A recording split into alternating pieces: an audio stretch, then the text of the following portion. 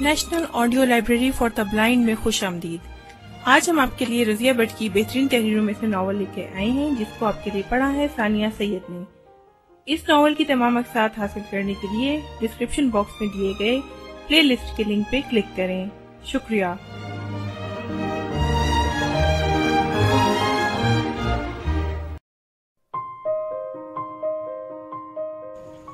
فصیحہ، Razia but کی تحریر، publisher کا نام بلیغ الدین جاوید۔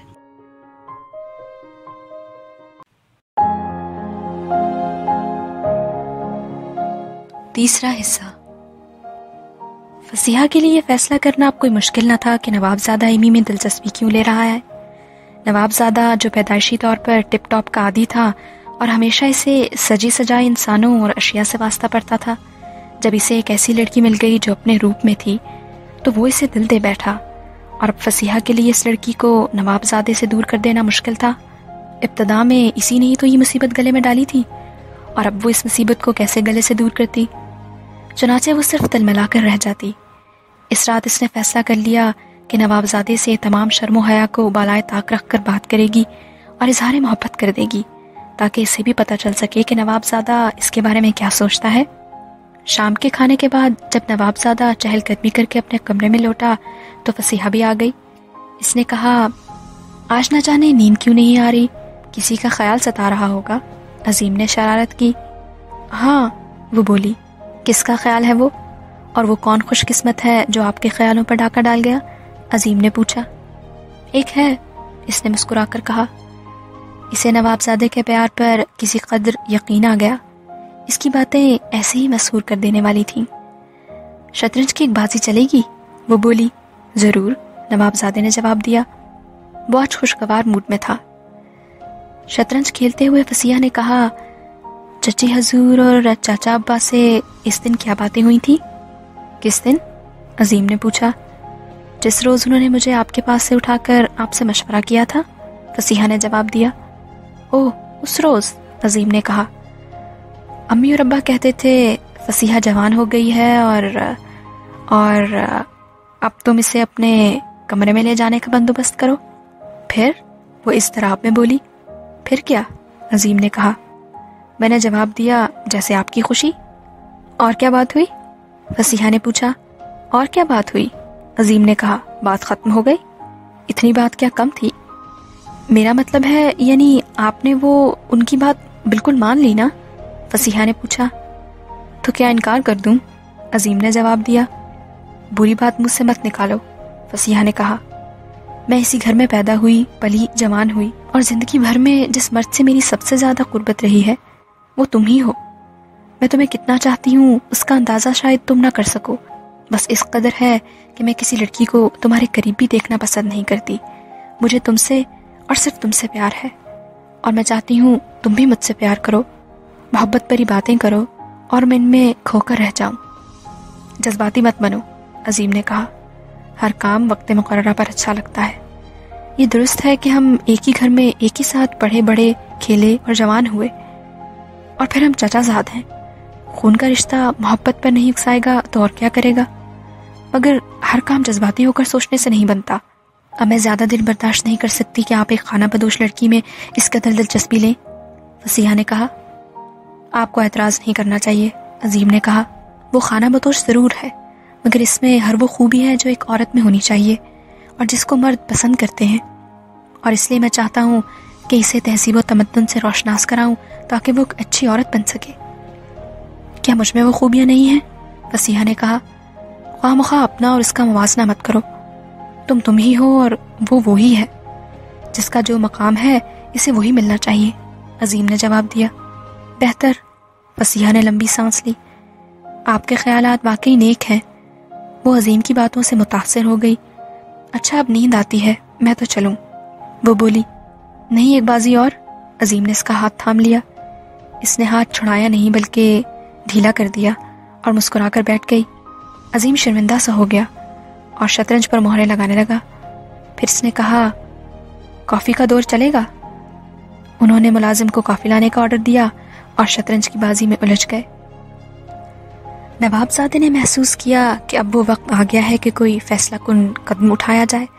چنانچہ اس نے ایمی سے باقاعدہ شادی کا فیصلہ کر لیا، مگر اسے یہ خیال پریشان کر رہا تھا کہ گھر والے اس پر کیسے رضامند ہوں گے، اور وہ کیسے گھر والوں سے کہہ سکے گا کہ وہ ایک خانہ بدوش لڑکی سے شادی کرنا چاہتا ہے۔ نواب صاحب نہ صرف اس سے ناراض ہو جائیں گے بلکہ ممکن ہے اسے گھر سے نکال دیں یا آگ کر دیں۔ بہرحال وہ کوئی فیصلہ نہ کر سکا، اور جب اس نے اپنے ایک انتہائی قریبی دوست سے اس کا تذکرہ کیا تو اس نے نواب زادے کو اپنی خدمات پیش کر دی اور کہا کہ نواب زادہ صاحب اس کے ہاں ایمی کو لے آئیں اور خفیہ شادی کر لیں۔ شادی کے بعد گھر والوں کو سب کچھ مناسب وقت پر بتا دیا جائے گا۔ بات نواب زادے کے دل کو لگی اور اس کے دوست احمد کے گھر نواب زادے کی شادی کا پروگرام بنایا گیا۔ اب ایمی کی رضامندی کی ضرورت تھی، اور ظاہر ہے کہ ایسا تبھی ہو سکتا تھا جب ایمی بھی عظیم کی ہاں میں ہاں ملائے۔ عظیم کا عقیدہ تھا اگر کسی کی چاہت میں ایک کا دل دھڑکے تو دھڑکن دوسرے دل کو بھی بے چین کر دیتی ہے۔ گلاب کی پھول کی خوشبو چمن کو معطر رکھتی ہے، اس لیے اس کو یقین تھا کہ ایمی مان جائے گی اور اس کا کام بن جائے گا۔ شادی کے دن کے لیے اگلا روز مقرر ہوا اور سب تیاری بھی ہو گئی۔ اب مسئلہ صرف یہ تھا کہ ایمی کو کس طرح دوست کے گھر لے جایا جائے۔ اس کی ایک صورت بھی احمد نے پیدا کر دی اور عظیم نے اس اسکیم پر عمل کرنے کا پروگرام بنایا۔ اسی شام چائے پر سب اکٹھے ہوئے تو فصیحہ نے ایمی کو بھی بلا لیا۔ چائے کے وقت نواب صاحب بھی موجود تھے۔ عظیم نے کہا، ابا حضور، وہ اس روز یاد ہے میری سالگرہ پر ایک خوبصورت سا نوجوان تھا میرے ساتھ؟ ہاں بیٹے، نواب صاحب نے یوں کہہ دیا۔ اس کی پرسوں سالگرہ ہے، عظیم نے کہا، اور اس نے ہمیں مدعو کیا ہے۔ میں تو نہ جا سکوں گا بیٹے، اور پھر میرا جانا مناسب بھی نہیں۔ نواب صاحب نے بالکل توقع کے مطابق بات کی۔ عظیم جانتا تھا نواب صاحب بڑی صفائی سے انکار کر دیں گے، اور اسی میں اس کا بھلا تھا۔ انہوں نے کہا، تم ضرور جانا، اور جو تحفہ چاہیے وہ بھی لے جانا۔ آپ چلتے تو اچھا تھا، عظیم نے کہا۔ میری طرف سے معذرت کر دینا بیٹے، نواب صاحب نے جواب دیا۔ جی بہتر، وہ بولا۔ اور اس دن انہوں نے ایمی کا گانا سنا تھا، وہ تو اس کے بہت ہی پرستار ہو گئے ہیں، اور اب اصرار کر رہے ہیں کہ اسے میرے دوست کی سالگرہ میں بھی گانا پڑے گا۔ ٹھیک ہے، نواب صاحب بولے، اسے بھی لے جانا، یہ ضرور جائے گی۔ شکریہ ابا جان، عظیم نے اپنی کامیابی پر بے حد خوش ہو کر کہا۔ کسی نے مزید کوئی بات نہ کی۔ عظیم نے فصیحہ کی طرف دیکھا، اس کا چہرہ اتر گیا تھا۔ اچانک وہ بولی، میں بھی چلوں گی۔ آپ؟ عظیم نے حیران ہو کر کہا۔ ہاں ہاں بیٹے، کیا حرج ہے، نواب صاحب نے کہا، اس کا دل بھی بہل جائے گا۔ نہیں ابا حضور، عظیم نے سارے پروگرام کو خاک میں ملتے دیکھا اور کہا، میں اسے ساتھ کیسے لے جا سکتا ہوں، جبکہ یہ وہاں مدعو ہی نہیں ہے۔ یہ ہماری شان کے خلاف ہے کہ بن بلائے چلے جائیں۔ بہتر ہے کہ ہم سب اپنا پروگرام ختم کر دیں۔ وقار کے سوال پر نواب صاحب، ٹھیک ہے، فصیحہ بیٹی نہیں جائے گی، ہم لوگ بن بلائے کسی کے نہیں جا سکتے۔ بات معقول تھی۔ فصیحہ کٹ کر رہ گئی۔ اس نے مزید کوئی بات نہ کی اور خاموشی سے اٹھ کر اپنے کمرے میں چلی گئی۔ وہ دن تو جوں توں کر کے گزر گیا۔ شام سے پہلے عظیم نے ایمی سے بڑے روب سے کہا، بھئی تم تیار ہو جاؤ، اپنا ساتھ لے جاؤ، آج تمہیں زندگی کے سب سے نازک دور سے گزرنا ہے، خدا تمہیں کامیاب کرے۔ ایمی کچھ نہ جان سکی کہ زندگی کے نازک دور سے وہ کیسے گزرے گی۔ البتہ فصیحہ جو سب سن رہی تھی ضرور چونک اٹھی۔ پھر اس نے سوچا، نواب زادہ عظیم صرف نواب زادی کا ہے، وہ کسی دوسرے کا نہیں ہو سکتا، اور شاید وہ یہ سب ڈرامہ مجھے ستانے کے لیے کر رہا ہے۔ پھر مجھے گھبرانے کی کیا ضرورت ہے، ایمی عظیم کو مجھ سے چھین تو نہ لے گی۔ اور پھر ایمی تیار ہو کر جب سانس سنبھالے گھر سے جا رہی تھی، نہ جانے کیوں فصیحہ کا دل دھک دھک کرنے لگا۔ بیگم صاحبہ نے عظیم سے پوچھا، بیٹے واپسی کب ہے؟ امی حضور، عظیم نے جواب دیا، دور جانا ہے اور وہاں رات قوالی کا پروگرام ہے، شاید صبح ہو جائے۔ سالگرہ کی تقریب اور پھر میرے دوست کی شادی کی تقریب بھی اسی روز ہے۔ خوب زور و شور ہوگا، اگر میں رات نہ آ سکا تو فکر نہ کیجیے گا۔ اور عظیم ایمی کو کار میں بٹھا کر لے گیا اپنی منزل کی طرف، جہاں وہ ایک ہونے جا رہے تھے۔ جس گھر میں ایمی کو لے جایا گیا وہاں کوئی رونق کے ایسے آثار نہ تھے کہ سالگرہ کا گمان ہوتا۔ ایمی گھبرا گئی۔ اس نے کہا، بابو جی آپ مجھے کہاں لے آئے ہیں؟ یہاں تو کوئی ایسی بات نہیں کہ میں گانا گا سکوں۔ ایمی، عظیم جذباتی ہو گیا، مجھ سے ڈرو نہیں، میں تمہیں کچھ نہیں کہوں گا، بلکہ میری بات غور سے سنو۔ میں تمہیں صرف چند باتوں کے لیے یہاں لایا ہوں۔ مگر بابوجی، وہ مزید کچھ کہتی باہر سے عظیم کا دوست احمد کمرے میں داخل ہوا۔ اس نے کہا، آپ لوگ آ گئے؟ کیا تیاری شروع کی جائے اور سب کو بلا لیا جائے؟ ابھی نہیں، عظیم نے اطمینان سے کہا۔ تم صرف چائے کا بندوبست کرو اور ہمیں کچھ دیر کے لیے تنہا چھوڑ دو، میں امی سے کچھ باتیں کرنا چاہتا ہوں۔ عظیم کا دوست بغیر کچھ کہے چلا گیا اور عظیم نے ایمی کو مخاطب کر کے کہا، تم نے وعدہ کیا تھا میرے ساتھ کہ میرے جذبات کی قدر کرو گی اور اگر میں تمہیں اپنا سکوں تو میرا ساتھ دو گی؟ ہاں، ایمی نے کہا۔ مجھے یاد ہے، مگر شرط یہ تھی کہ اگر میرے بابا اور آپ کے گھر والے مان گئے تو۔ ایمی وہ محبت سے بولا، تمہارے بابا کے بارے میں تو کچھ نہیں کہہ سکتا، البتہ میرے گھر والے نہیں مانیں گے۔ پھر کیا ہوگا؟ وہ اضطراب سے بولی، پھر وہی ہوگا جو ہم چاہیں گے، عظیم نے جواب دیا۔ بابو جی، ایمی نے کہا، مجھے آپ سے نہ جانے کیوں اتنا لگاؤ ہو گیا ہے، دل چاہتا ہے آپ کو دیکھتی ہی رہوں اور آپ سے میٹھی میٹھی باتیں سنوں۔ آپ کی باتوں میں کتنی مٹھاس ہے، اس کا اندازہ شاید آپ نہیں لگا سکتے۔ میں تو بے خود سی ہو جاتی ہوں، آپ نے مجھے کیا کر دیا ہے اور اب آپ کہتے ہیں کہ آپ کے گھر والے نہیں مانیں گے؟ ایمی، کیا تم میں اتنی طاقت ہے کہ گھر والوں کے خلاف بغاوت کر سکو؟ عظیم نے پوچھا۔ کیا مطلب بابو جی؟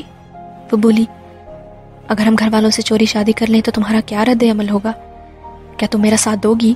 عظیم نے پوچھا۔ بابو جی، وہ اٹھ کر کھڑی ہو گئی، ایسا کرنے سے میرے بابا نہ مجھے زندہ چھوڑیں گے اور نہ آپ کو۔ ہم اقدام کرنے کے بعد اس زمین پر سانس نہیں لے سکتے، میرے بابا اور قبیلے والے ہم دونوں کو قتل کر دیں گے۔ ایسا نہیں ہوگا، عظیم نے اطمینان سے کہا۔ تمہارے بابا اور قبیلے والوں کو دولت چاہیے، میں انہیں منہ مانگی رقم ادا کروں گا اور تمہیں اپنا لوں گا، وہ تمہارا ہاتھ میرے ہاتھ میں دے دیں گے۔ البتہ میرے گھر والوں کا مسئلہ دوسرا ہے، وہ کبھی تمہیں بہو نہ بنا سکیں گے۔ مگر تمہیں پتہ ہے کہ میں ان کا اکلوتا بیٹا ہوں، میری خوشیاں ان کی ہیں، میں یہ گھر چھوڑ دوں گا اور وہ میری ہر بات مان جائیں گے۔ میرے ابا اور امی نے میری کسی بھی بات کو آج تک رد نہیں کیا، اب بات صرف تمہاری ہاں کی ہے۔ تم ان حالات میں، جبکہ ہمارے والدین اس تقریب میں شریک نہ ہوں اور نہ ہی ان کو علم ہو سکے، مجھ سے شادی کر سکو گی؟ آپ پڑھے لکھے ہیں، وہ بولی، ایک بار پھر سوچ لیں اور میرے ساتھ جینے مرنے کا وعدہ کریں۔ بابو جی، میں آپ کی طرف بڑھنے والی ہر موت کو بھی گلے لگا لوں گی اور آپ کا ساتھ نہیں چھوڑوں گی۔ میں بابا سے بغاوت کر لوں گی اور شاید میرے بابا جان مان بھی جائیں تو تمہیں آج ہی مجھ سے شادی کرنا ہوگی، عظیم نے کہا۔ میں تمہیں اسی غرض سے یہاں لایا ہوں، میں تمہارے بغیر زیادہ دیر زندہ نہیں رہ سکوں گا، میں پاگل ہو جاؤں گا، تمہیں میرے ساتھ نکاح کرنا ہوگا۔ بابو جی، سوچ لو کوئی خرابی نہ ہو جائے، وہ بولی۔ تم اپنا حوصلہ پست مت کرو، عظیم نے کہا، میں نے سوچ لیا ہے، ہم خانہ بدوش لوگ ہیں بابو جی، وہ بڑے عزم سے بولی۔ ہم کھلے آسمان تلے بڑے سے بڑے طوفان کا مردانہ وار مقابلہ کرتے ہیں اور طوفان نے ہمیشہ ہمارے عزم سے ہار مانی ہے۔ ہم اپنے پاؤں پر کھڑا ہونا اور اپنے بلبوتے پر زندہ رہنا جانتے ہیں۔ آپ اپنی بات کیجئے، شاید کبھی سسرال کے پھٹے پرانے خیموں میں زمین پر ٹاٹ بچھا کر سونا پڑے تو آپ ایمی کا پیار بھول جائیں اور مجھ سے نفرت کرنے لگیں۔ ایسا کبھی نہیں ہوگا، عظیم نے کہا، میں ان خیموں میں تمہارے لیے زندگی بھر گزار سکتا ہوں۔ تو بابو جی، مجھے کوئی اعتراض نہیں، میں آج بھی آپ کی ہوں اور ہمیشہ آپ کی رہوں گی۔ میرے بارے میں آپ جو بھی فیصلہ کریں گے مجھے منظور ہوگا، ایمی نے جواب دیا۔ ایمی، عظیم نے محبت بھری آواز میں کہا۔ میرے بابو جی، وہ بھی بے حد جذباتی ہو گئی اور پھر دونوں نے ایک دوسرے کو بازوؤں میں لے لیا۔ ان کی دھڑکنیں ایک مشترک سانس پر ہم آہنگ ہو گئیں اور انہیں یوں معلوم ہوا جیسے وقت رک گیا ہو اور وہ دنیا کے سب سے خوش نصیب لوگ ہوں۔ اچانک پیچھے سے کسی کے کھنکارنے کی آواز سنائی دی، وہ ایک دوسرے سے الگ ہوئے۔ آنے والا احمد تھا۔ اس نے کہا، نواب صاحب، چائے حاضر ہے۔ اوہ، آپ؟ عظیم نے کسی قدر شرمندہ سا ہو کر کہا۔ لائیے بھائی، میں تو بھول ہی گیا تھا۔ ہاں، احمد نے کہا، ایسے موقعوں پر تو اکثر خدا بھی بھول جاتا ہے۔ سب مسکرا دیے۔ احمد چائے رکھ کر خود بھی ساتھ بیٹھ گیا۔ عظیم نے کہا، بھائی، آپ کا بھی بیٹھنے کا وقت نہیں آیا، ایمی تیار ہے، آپ نے کہا کا بندوبست کیجیے۔ مبارک ہو، مبارک ہو، احمد خوشی سے اچھل پڑا اور پھر وہ انتظام کرنے کے لیے باہر بھاگ گیا۔ آپ کا دوست کتنا اچھا ہے، تم کسی سے کم اچھی ہو کیا؟ عظیم نے اس کی گال پر ہلکی سی چپت رسید کی اور دونوں مسکرا دیے۔ نکاح کا تمام انتظام ہو گیا۔ نکاح کی تقریب میں صرف چند عظیم کے دوست ہی شریک تھے اور مولوی نے ان کی موجودگی میں نکاح پڑھایا۔ ایمی نے خانہ بدوشوں والا ہی سوٹ زیب تن کیا ہوا تھا جو فصیحہ نے اسے انعام کے طور پر بنوا کر دیا تھا۔ اس نے اپنے ذاتی زیورات کے علاوہ اور کوئی زیور نہ پہنا، نہ مہندی رچائی اور نہ ہی سنگھار کیا، مگر اس کا قدرتی حسن جس نے ایک نواب زادے کو پاگل کر دیا تھا بذات خود اتنا پرکشش تھا کہ کسی زیور کی ضرورت ہی نہ تھی۔ ایجاب و قبول کے بعد دوستوں نے کہا کہ انہیں ایک شاندار ضیافت ملنی چاہیے، چنانچہ سب نے پروگرام بنایا کہ نئی دلہن کے ساتھ کسی نئے اور شاندار ہوٹل میں سبھی کو دعوت دی جائے۔ مولوی کو انہوں نے بہت سا انعام دیا اور تاکید کر دی کہ ابھی یہ راز فاش نہ ہونا چاہیے۔ چنانچہ سب دوست ضیافت میں شریک ہونے کے لیے اپنے اپنے طور پر ہوٹل پیراڈائز میں جمع ہو گئے۔ پارٹی اور دیگر پروگرام بے حد دلچسپ رہے۔ انہوں نے ہوٹل کا ہال بک کرا لیا اور پھر سب نے ایمی سے کہا کہ وہ ان کی بھابھی ہونے کے رشتے سے انہیں کوئی بہترین گانا سنائے۔ پہلے تو وہ کچھ ہچکچائی، مگر پھر عظیم کی اجازت سے اس نے اپنا سانس سنبھالا اور گانا شروع کیا۔ اس کے گانے کے بول اتنے پر اثر اور حالات کے مطابق تھے کہ سب مبہوت رہ گئے۔ اس نے دلہن کی رخصتی کے وقت کا ایک گیت سنایا، فرمائش پر اس نے اور بھی کئی گیت سنائے، اور اس طرح رات گئے یہ تقریب ختم ہو گئی۔ دوستوں نے جب عظیم سے اس کے پروگرام کے بارے میں دریافت کیا تو اس نے کہا، بھئی ہم لوگ تو آج کی رات اسی ہوٹل میں رہیں گے، اور ایمی کے ساتھ تنہائی کا مزہ جو یہاں آئے گا شاید دوسری جگہ نہ آ سکے، اور شاید ہم آزادی سے بات چیت بھی نہ کر سکیں۔ سب کھلکھلا کر ہنس پڑے اور ایمی شرمندہ سی ہو گئی، اور پھر سب دوستوں نے رخصت چاہی۔ احمد ان کے ساتھ رہ گیا۔ اس نے کہا، میں نے کمرہ بک کروایا ہے، پہلے آپ کو وہاں تک چھوڑاؤں؟ چلیے، عظیم نے شرمائی ہوئی ایمی سے کہا۔ احمد نے انہیں کمرے میں دھکیل دیا اور بولا، چڑھ جاؤ بچوں سولی پر، رام بھلا کرے۔ ارے کوئی ٹھیک بات تم منہ سے نکال لیا کرو، عظیم نے مسکرا کر کہا اور کمرے میں داخل ہو گیا۔ اچھا شبہ خیر، احمد نے دروازے ہی سے صدا لگائی اور خود دروازہ بند کر کے چلا گیا۔ ایمی بستر پر آرام سے بیٹھ گئی۔ اس کا دل دھک دھک کر رہا تھا، نہ جانے ایک انجانا سا خوف اسے کیوں پریشان کر رہا تھا۔ آج کی رات کا اس نے کتنے عرصے تک خواب دیکھا تھا، اور دل ہی دل میں اس نے وہ بے شمار باتیں سوچی تھی جو اپنے دلہے سے کہے گی، مگر اس کا دل اس بری طرح دھڑک رہا تھا، اور وہ یوں گھبرائی ہوئی تھی کہ اس نے محسوس کیا کہ وہ کوئی بات نہ کر سکے گی، اور اگر اس نے کوئی بات کرنا چاہی تو اس کی زبان کبھی اس کا ساتھ نہ دے گی، اور کم از کم آج کی رات وہ اپنے دلہے سے آنکھیں دو چار نہ کر سکے گی۔ عظیم نے دروازے کے پاس کھڑے ہو کر شرمائی ہوئی ایمی کو دیکھا، مسکرایا اور دروازے کو اندر سے مضبوطی سے بند کر دیا۔ ایمی بدستور نظریں نیچے کیے سیج پر بیٹھی ہوئی تھی۔ اسے معلوم تھا کہ کیا ہونے والا ہے، آخر وہ بچی تو نہ تھی، مگر اب کیا ہے، وہ تو اپنا سب کچھ عظیم کو سونپ چکی تھی۔ عظیم اس کا مجازی خدا تھا۔ اس نے خود کو عظیم کے بالکل سپرد کرنے کا فیصلہ کر لیا۔ عظیم نے قریب آ کر جھکی جھکی پلکوں کو دیکھا، تھوڑی سے پکڑ کر اس کا چہرہ اوپر اٹھایا اور بولا، آج ہمیشہ مسکرا کر دیکھنے والی یہ معصوم اور شوخ نظریں جھک کیوں گئی ہیں؟ ایمی نے کوئی جواب نہ دیا۔ اس نے خود ہی کہا، بھئی کوئی بات تو کرو۔ ایمی نے کوئی بات نہ کی، صرف مسکرا دی۔ آخر اس نے کہا، بابو جی کتنا اچھا ہوتا اگر یہ سیج گھر والے تیار کرتے، اور ہماری بلائیں لینے والے اور ہمارے لیے دعا کرنے والے بزرگ ہماری خوشی میں شریک ہوتے۔ بھئی وہ سب کچھ بھی ہو جائے گا، عظیم نے جواب دیا۔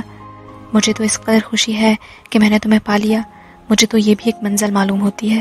اور ہاں ایمی، ایک بات یاد رکھو، اب میں اور تم ایک ہیں، میں تمہارا شوہر اور تم میری بیوی ہو۔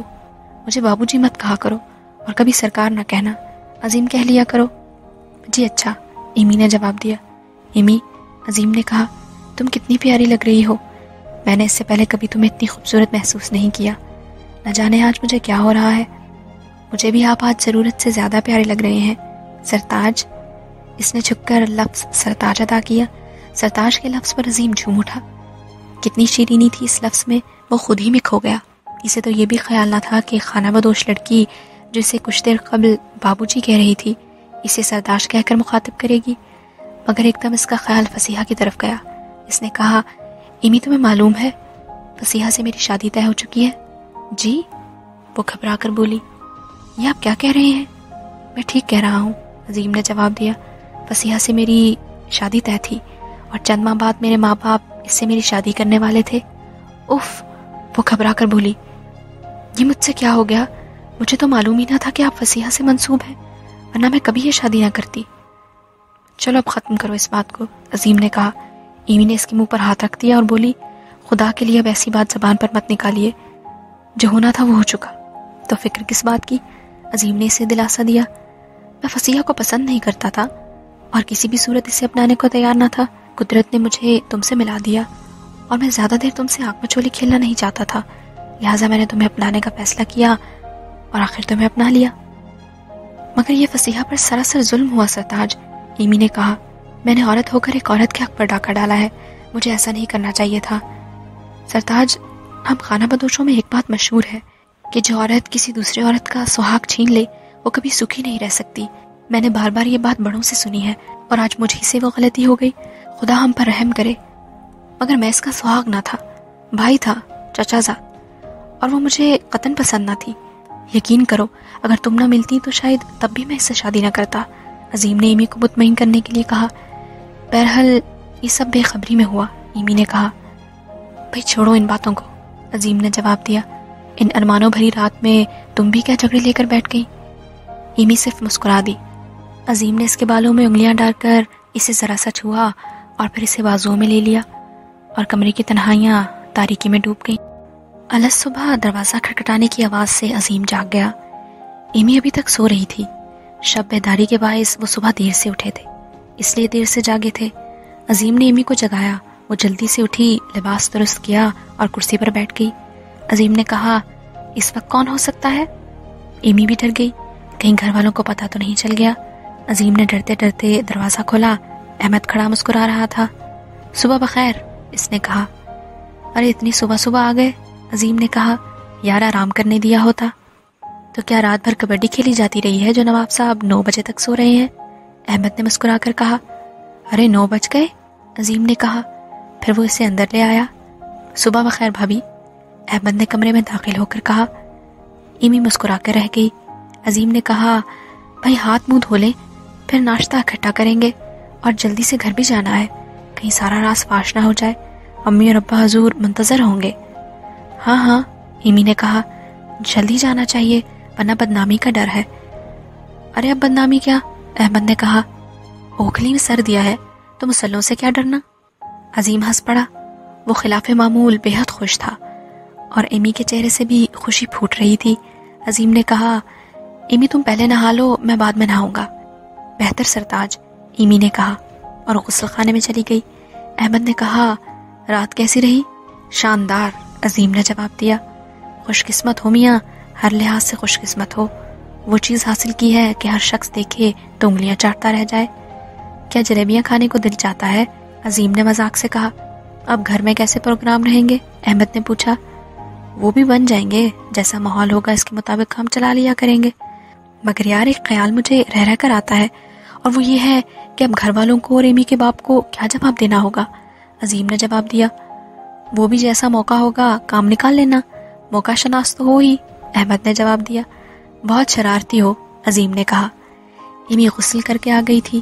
عظیم نے کہا، بس میں بھی جلدی سے آ گیا، اتنے میں تم احمد سے باتیں کرو، اور وہ خود غسل خانے میں گھس گیا۔ احمد نے کہا، کیوں ایمی بھابھی، میرے دوست عظیم کو پسند کیا آپ نے؟ کیسے ہیں وہ؟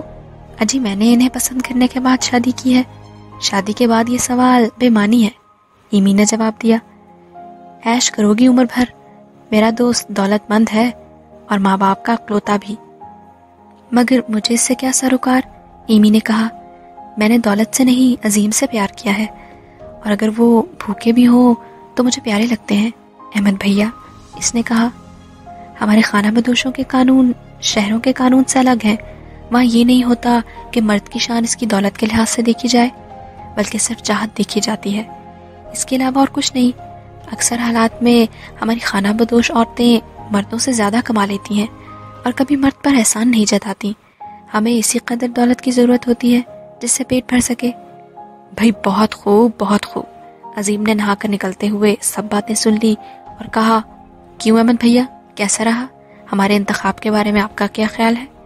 لاجواب انتخاب ہے، احمد نے مسکرا کر کہا۔ ذرا ناشتہ تو منگواؤ، عظیم نے نوابی انداز سے کہا، اور وہ ناشتے کا آرڈر دینے چلا گیا۔ تینوں نے اکٹھے ناشتہ کیا۔ ایمی نے جب حسب عادت جنگلیوں کی طرح کھانا شروع کیا تو عظیم نے اسے ٹوک دیا اور چھری کانٹے سے کھانا کھلایا۔ ایمی کو اس روز عام ناشتے کا بھی اتنا مزہ آیا کہ وہ اسے بھول ہی نہ سکی۔ ناشتے کے بعد وہ کار میں سوار ہوئے اور گھر چل دیے۔ امی اور فصیحہ ان کی شدت سے منتظر تھیں۔ امی نے کہا کیوں بیٹا کیسا رہا پروگرام؟ شاندار، عظیم نے کہا، ایک دم شاندار امی حضور، ایسا پروگرام رہا کہ مجھے زندگی بھر یاد رہے گا۔ ایمی نے اپنا پارٹ پوری طور پر ادا کیا۔ امی حضور، گزشتہ رات زندگی کی سب سے شاندار رات تھی جسے میں مدتوں فراموش نہ کر سکوں گا۔ فصیحہ نے کوئی بات نہ کی، وہ خاموش سی تھی۔ کیا بات ہے فصیحہ، تمہاری طبیعت تو ٹھیک ہے نا؟ عظیم نے مسکرا کر فصیحہ سے پوچھا۔ تمہیں مجھ سے کیا؟ فصیحہ نے جواب دیا، جاؤ ایمی کے ساتھ اور یادگار تقریبات میں شرکت کرو۔ وہ بیچاری کیا جانے تقریب میں کیا ہوا تھا، اور وہ رات عظیم کی زندگی کی یادگار رات کیوں تھی؟ عظیم نے غور سے فصیحہ کی آنکھوں کی طرف دیکھا، وہ سرخ تھی اور ان میں ڈورے ابھر رہے تھے۔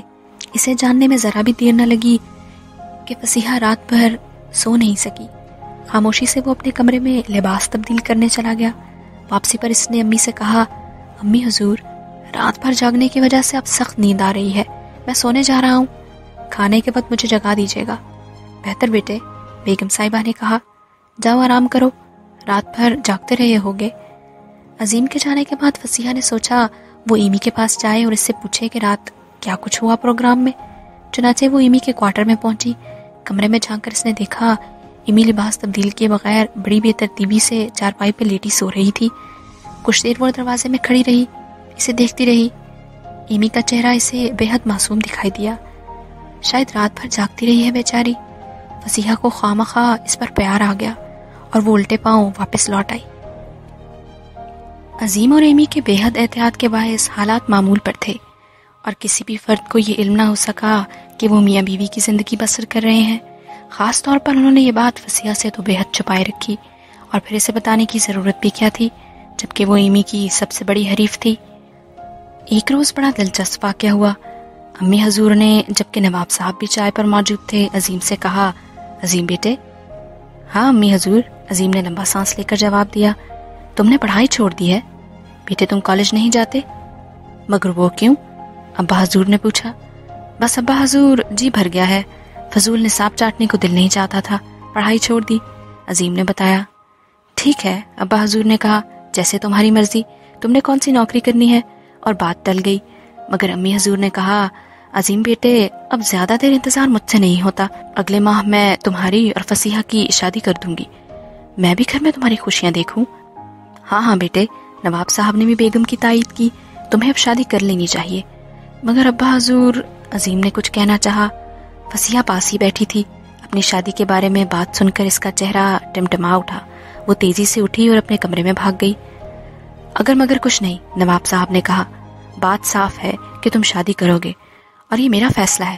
میں جلد اپنی اولاد دیکھنا چاہتا ہوں، اور تم ہو کہ مسلسل انکار کیے جا رہے ہو۔ اگلے ماہ کی کوئی مناسب تاریخ کل مولوی صاحب کے مشورے سے رکھ دیں گے۔ اور ہاں بیگم، اسے چھوڑو، یہ نہیں مانے گا، تم شادی کی تیاری کرو۔ باپ سے اتنی فیصلہ کن بات سن کر عظیم خاموش ہو گیا۔ وہ جواب بھی کیا دیتا، مگر اس کے چہرے کا رنگ زرد ہو گیا۔ اس نے تمام تر کوشش کی کہ باپ سے کہہ سکے کہ وہ فصیحہ سے شادی نہیں کر سکتا، یہ اس کے لیے ناممکن ہے، اور ماں باپ کو بتا دے کہ اس نے ایمی سے شادی کر لی ہے۔ مگر اس موقع پر ماں باپ کے روبرو اس نے محسوس کیا کہ وہ شاید کبھی بھی انہیں یہ نہیں بتا سکے گا کہ وہ ایمی سے شادی کر چکا ہے، اور اگر اس نے بتا دیا تو وہ دو کوڑی کا نہیں رہے گا۔ خاندان کے وقار کا سوال نواب صاحب اور بیگم پر بجلی بن کر گرے گا، اور فصیحہ نہ جانے کیا کر بیٹھے۔ بہرحال وہ اداس اور خاموش وہاں سے اٹھ گیا اور اپنے کمرے میں چلا گیا۔ بیگم نواب صاحب سے کہہ رہی تھی، دیکھا، مان گیا نا میری بات، آخر میرا بیٹا ہے، ماں کی نہیں مانے گا تو اور کس کی مانے گا؟ اچھا بھائی، تمہاری ہی صحیح، نواب صاحب نے مسکرا کر کہا۔ فصیحہ بیٹی اور عظیم کا پردہ کرو، شادی سے پہلے یہ بھی تو ضروری ہے۔ کیا ضروری ہے؟ بیگم نے کہا، چند روز پہلے پردہ بھی ہو جائے گا، اور ہاں، بارات دوسری حویلی جائے گی، فصیحہ کو میں لے کر وہاں چلی جاؤں گی، اور ادھر سے بارات دوسری حویلی جائے گی۔ اسی جگہ اگر سب رسومات ادا ہوں گی تو خاک شان بنے گی۔ یہ ٹھیک ہے، نواب صاحب نے کہا، میرا خیال ہے ابھی سے شادی کی تیاری شروع کر دو، تم خرید و فروخت شروع کرو اور میں دیگر انتظامات کرتا ہوں۔ جیسے آپ کا حکم، بیگم نے کہا، اور پھر نواب صاحب مردان خانے میں چلے گئے۔ فصیحہ اپنے بستر پر اوندھی لیٹی، آنکھیں بند کیے لمبی لمبی سانسیں لے رہی تھی۔ خوشی سے اس کا رواں رواں ناچ رہا تھا۔ وہ اتنی خوش تھی کہ شاید زندگی بھر میں بھی اتنی خوشی نہ ہوتی۔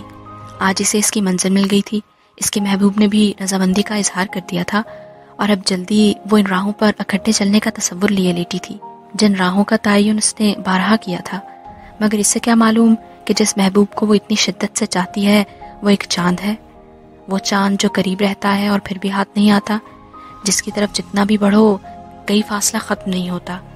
اس نے اپنی منزل پا لی ہے، مگر اسے کیا معلوم تھا کہ خانہ بدوش قبیلے کی جاہل اور الڑ سی لڑکی اس کی منزل اس سے چھین کر لے جا چکی ہے۔ اب اس کی جھولی خالی ہے، بالکل خالی۔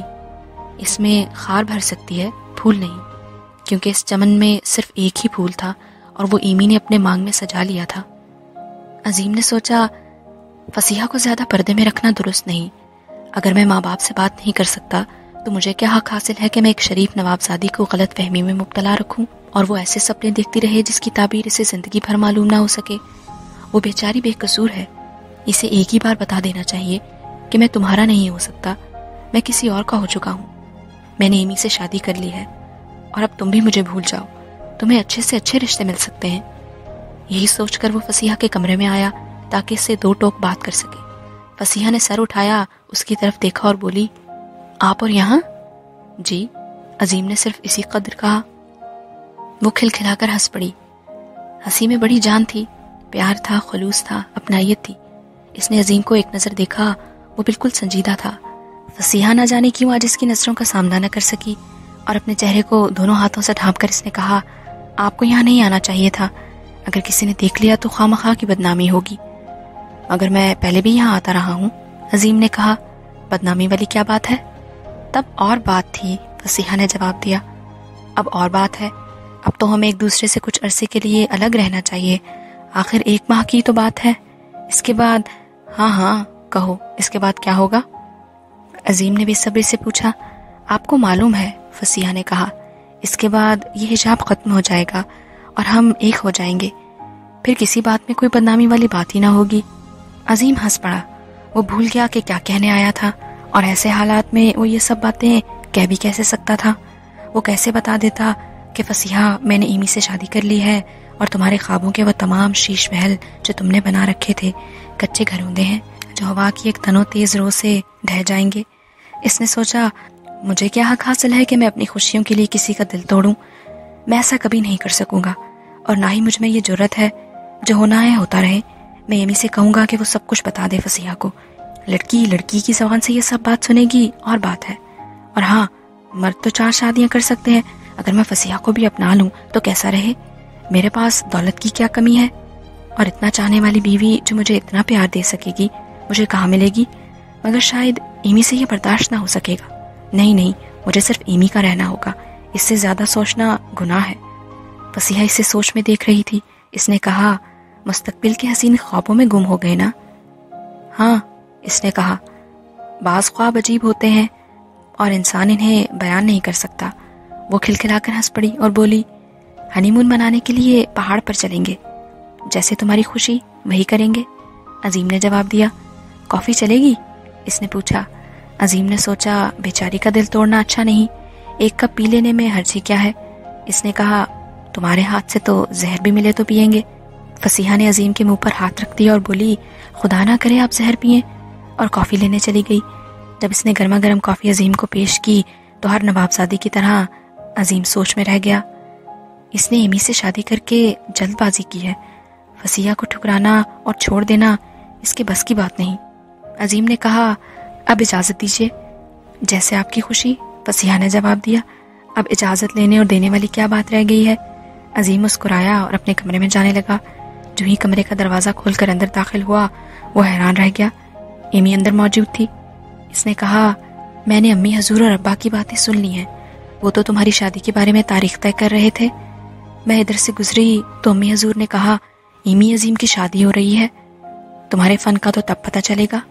یہ کیا ہوا میرے سرتاج، آپ نے انہیں کچھ بتا کیوں نہیں دیا؟ بھائی ابھی کیا بتا دیتا، عظیم نے پیار سے کہا، وقت آنے پر سب بتا دوں گا۔ بہرحال تم اپنے بارے میں کوئی فکر نہ کرو، میں ہاتھ پکڑ کر چھوڑنے کا عادی نہیں ہوں۔ بے حد شکریہ سرتاج، وہ کسی قدر آہستگی سے بولی۔ اور ایک بات آپ کو بتانی تھی، اور وہی بات بتانے چلی آئی۔ آپ کے لیے خوشی کی بات ہے اور کسی قدر تشویش کی بھی، سنیں گے نا؟ سناؤں وہ بات؟ ہاں ہاں بھائی، اب سنا بھی چکو نا، وہ کیا تحفہ لے آئی تم ہمارے لیے کہ ہم خوش ہو جائیں گے؟ عظیم نے مسکرا کر جواب دیا۔ ایمی نے دونوں باہیں عظیم کے گلے میں ڈال دیں اور بولی، اس گھر میں خوشیوں کا سیلاب آنے والا ہے، اس گھر میں نئے فرد کے قہقہے گونجیں گے۔ بھائی میں کہہ چکا ہوں کہ ایسا نہیں ہوگا، پھر تم مذاق کر رہی ہو۔ ایمی میں تمہیں تمہارا حق دوں گا اور فصیحہ کو اس کا۔ میں یقین دلاتا ہوں کہ تمہاری رضامندی کے بغیر کوئی کام نہ ہوگا۔ اف، وہ بولی، آپ کتنے بھولے ہیں، میں فصیحہ کی بات کب کر رہی ہوں، میں تو اپنی بات کر رہی ہوں۔ نہ جانے یہ مرد لوگ کوئی نازک بات کیوں اتنی جلدی نہیں جان لیتے۔ اب میں آپ کو کیسے بتاؤں کہ کیا ہونے والا ہے؟ وہ مجھے شرم آتی ہے، اور وہ واقعی شرم آ گئی۔ بھئی کھل کر بات کرو، عظیم نے کہا، کیوں پریشان کر رہی ہو؟ ایک بار بتا بھی چکو کہ کیا بات ہے۔ کیا تم نجومی ہو جو پیشن گوئی کر رہی ہو، یا تمہارے بابا کی کوئی اطلاع آئی ہے؟ ایسا بھی نہیں، وہ بولی، اب بتانا ہی پڑے گا، بتا دوں آپ کو؟ ہاں ہاں بتا دو، عظیم نے کہا۔ وہ اپنا منہ عظیم کے کان کے پاس لے آئی اور آہستہ سے بولی، آپ باپ بننے والے ہیں۔ میں؟ وہ حیرت سے بولا، اور پھر ساری بات اس کی سمجھ میں آ گئی۔ خوشی سے وہ گویا نیم دیوانہ ہو گیا، اور اس نے ایمی کو دونوں بازوں میں لے کر سینے سے لگا لیا۔ پھر اس نے ایک دم ایمی کو الگ کر دیا اور بولا، حالات کتنے خوشگوار ہیں، جب تمہارے بابا آئیں گے تو تم ایک ننھے بچے کی ماں بن چکی ہوگی، اب تو وہ مجبور ہو جائیں گے۔ خدا کرے ایسا ہو جائے، ایمی نے کہا۔ مجھے بابا سے زیادہ اب امی حضور اور ابا حضور سے خوف ہے، جب انہیں آپ کی کرتوت کا پتہ چلے گا تو ان کا رد عمل کیا ہوگا؟ کچھ بھی ہو، عظیم نے جواب دیا، اس پر قابو پانا میرا کام ہوگا۔ میرا خیال ہے کہ آپ اپنے آپ کو تسلی دے رہے ہیں، حالات اتنی جلدی ٹھیک نہیں ہو جائیں گے جتنے آپ خیال کرتے ہیں۔ گھر میں جب یہ بات چلے گی تو ضرور ہنگامہ شروع ہو جائے گا، ایمی نے جواب دیا۔ میں سب سے نمٹ لوں گا، عظیم نے کہا، تم فکر مت کرو۔ مگر ایک بات بتاؤ، لڑکا ہوگا یا لڑکی؟ وہ شرما گئی اور بولی، آپ خواہ مخواہ ایسی باتیں نہ کریں، ہمیں شرم آتی ہے، آپ اس ذکر کو چھوڑیں۔ نہیں تمہیں بتانا ہوگا، عظیم نے جواب دیا۔ جو بھی ہو، ہمارے ذکر کا ٹکڑا ہوگا، اور ہم اسے اس گھر کا چراغ خیال کریں گے، مگر اس خوشی میں منہ میٹھا نہیں کروائیں گے کیا؟ ضرور ہوگا، عظیم نے کہا، اور ملازم کو آواز دی۔ عظیم کے حکم پر ملازم دودھ اور مٹھائی لے آیا۔ عظیم نے اپنے ہاتھ سے مٹھائی ایمی کو کھلائی اور دودھ پلایا۔ ایمی نے آدھا گلاس دودھ کا پی لیا اور بقیہ چھوڑ دیا۔ عظیم نے بقیہ دودھ اٹھا کر پینا چاہا، مگر ایمی نے ہاتھ پکڑ لیا اور بولی، میرا جھوٹا ہے۔ آپ کا؟ عظیم نے کہا۔ جی سرتاج۔ وہ عظیم کی نظروں کی تاب نہ لا سکی، اور عظیم نے دودھ کا گلاس ایک ہی سانس میں خالی کر دیا۔ اتنے رومانٹک موڈ میں خلل ڈالنے کے لیے فصیحہ اندر آ گئی۔ اس نے آتے ہی کہا، ارے یہ مٹھائی کس بات کی کھلائی جا رہی ہے؟ ایمی کچھ نہ بولی، بلکہ عظیم نے بات بدلنے کے لیے جواب دیا، تمہیں خوب معلوم ہے۔ اوہ میں بھول ہی گئی تھی، فصیحہ نے شرما کر کہا۔ شکریہ ایمی بہن۔ شکریہ، ایمی نے بھی جواب دیا۔ لو تم بھی کھا لو، عظیم نے ایک لڈو کا ٹکڑا اٹھا کر کہا۔ ایمی نے ٹکڑا اس کے ہاتھ سے پکڑ لیا اور فصیحہ کے قریب جا کر بولی، منہ کھولیے۔ فصیحہ نے منہ کھولا اور ایمی نے وہ ٹکڑا اس کے منہ میں ڈال دیا۔ دونوں مسکرا دیں، اپنی اپنی جگہ دونوں غلط فہمی میں مبتلا تھیں، اور عظیم کے لیے یہی ضروری تھا۔ فصیحہ نے کہا، ایمی آؤ ذرا سانس بجانے کی تو مشق کریں۔ چلیے، ایمی نے کہا اور اٹھ کر چلی گئی۔